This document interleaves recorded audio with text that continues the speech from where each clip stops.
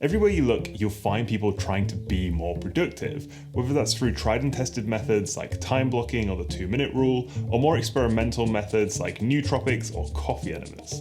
And honestly, I'm a sucker for all of it. I'll try anything except for coffee enemas. And I think the reason that people are so obsessed with productivity is because there's this magical feeling when you've had a super productive day and you finally feel like you've got your shit together. But recently I've come to realize that most productivity advice is completely pointless. It's being productive for being productive's sake. It's moving information around on your computer or your phone for no real reason. Or it's just doing things that don't even need to be done. I like to call these pieces of useless productivity advice productivity traps. Creative, right? So productivity traps are common pitfalls that we all fall into when we're trying to get more done or be more productive. These are typically the things that will make you feel more productive, they'll make you feel like you're doing the right things, but they won't actually move you closer to where you want to be. In fact, they'll probably actually harm you because you'll be spending your time trying to be more productive and trying to get more done, but you'll end up actually further away from where you want to be in the future. Ultimately, a productivity trap is anything that diverts your attention from doing the most important thing.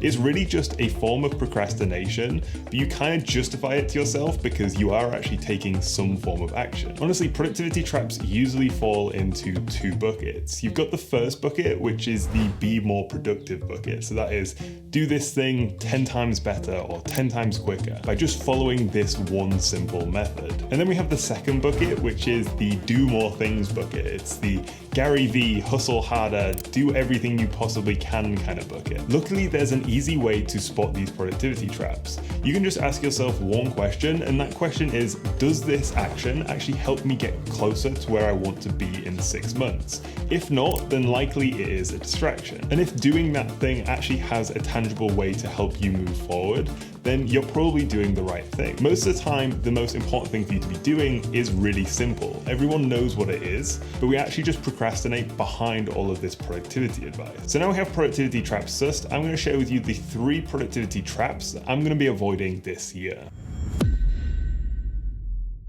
So the first thing I'm avoiding is insight porn. Now, let me explain. This is an idea from Jacob Greenfeld, and this is honestly something I always used to fall into. Now, insight porn is when people give advice on things that will make them look good or will make them sound good, not what is actually helpful. So someone just tells you to offer a service to a business. Okay, makes sense. And then they say maybe it should be marketing or sales related, you know, get some of that recurring monthly income juice.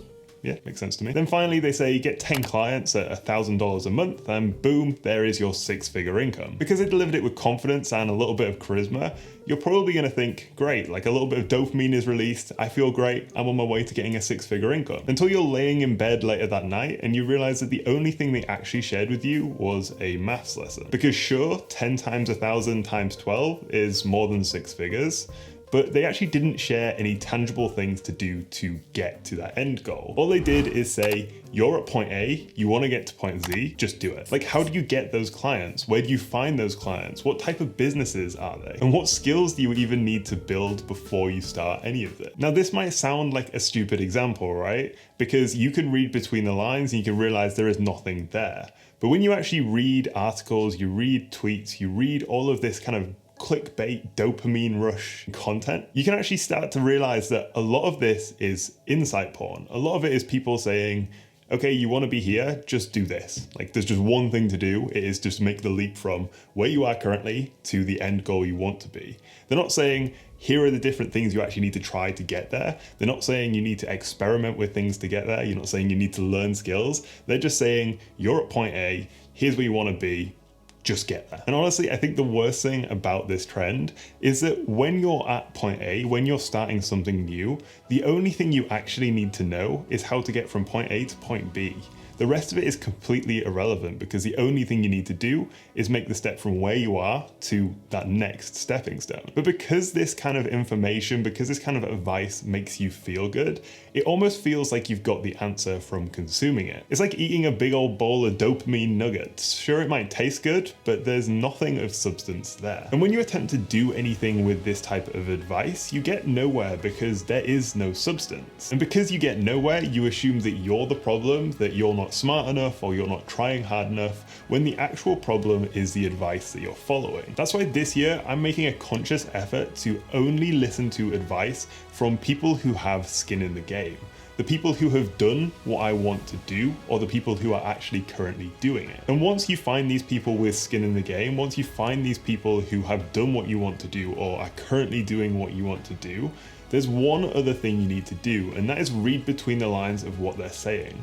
When they're giving advice, is there actual practical examples that you can try from that advice? You should be able to run your own experiments. If someone says something, you should be able to test that hypothesis and see if it works for you. The best advice should always have some tangible way for you to actually put it into action and use it in your own life.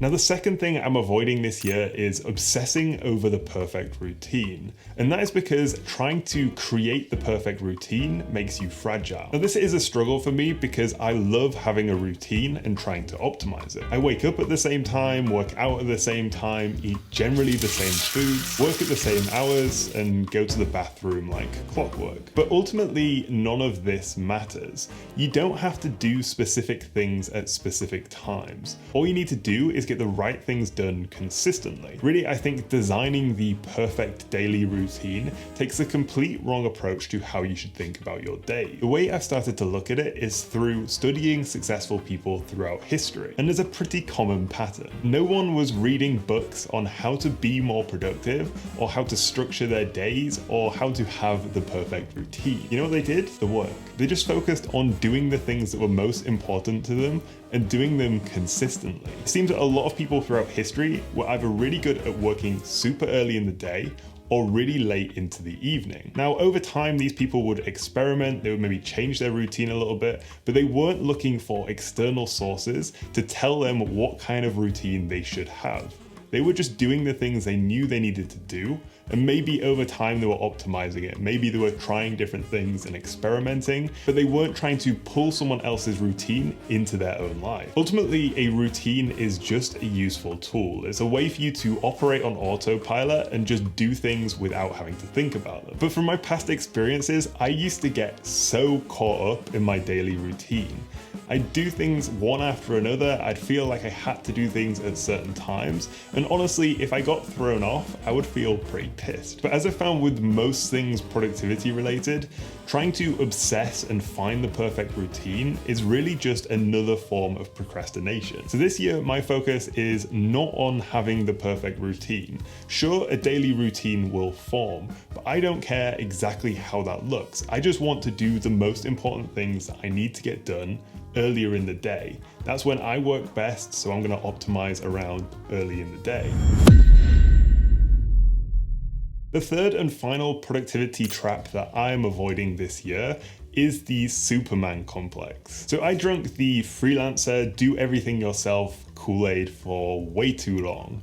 But this year, that Kool-Aid has started to taste a little bit like piss. Now, the Superman complex is this belief that I think many of us struggle with.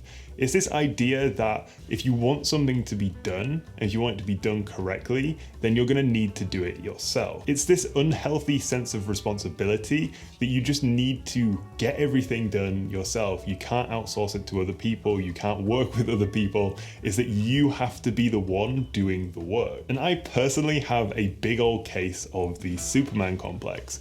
Being a freelancer, solopreneur, kind of like online business person for the last 5 years, I've kind of come to internally believe, subconsciously, that I need to be the one sitting down, doing all the tasks, doing all the work. But doing everything yourself is not that fun, and it's also not that useful, because you end up being spread way too thin, and you can't actually get a lot done. At the end of the day, the thing that's going to cap your productivity or cap how much you can do is really just how productive you can make yourself. And sure, that's maybe a good thing to aspire to.